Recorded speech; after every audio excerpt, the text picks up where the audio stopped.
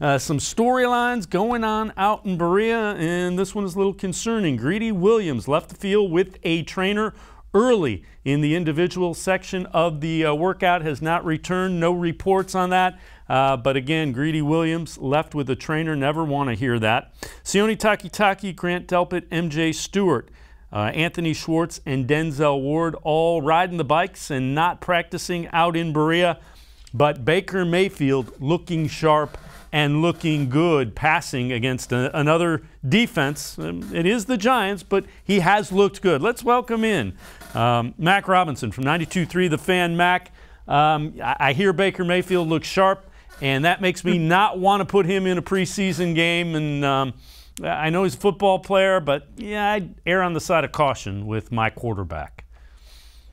Yeah, Dave, I tend to agree with you for the most part. I'll say this, maybe give him a couple of drives, at least kind of getting used to that game speed again, because, last year we saw in that first game, you saw that adjustment need to come from Baker Mayfield and from the offense, especially against Baltimore, and it didn't look pretty at that point. But, again, going into this year, I don't really need to see much from Baker Mayfield when it comes to preseason games. Like you mentioned, he's looked sharp against the Giants, and at this point, too, it allows him to kind of get into different situations that you might not necessarily get into, in the first 4 minutes of a game at that point. They can go ahead and run the 2-minute drill like they did yesterday. They can get into different situations and be able to utilize some of those things in the offense, not giving away too much at that point. But, again, going up against a tough Giants defense, not necessarily great, but at the same time, some new additions, Adoree Jackson, you have, Leonard Williams already there, Jabril Peppers, who gave up that touchdown to David Njoku yesterday.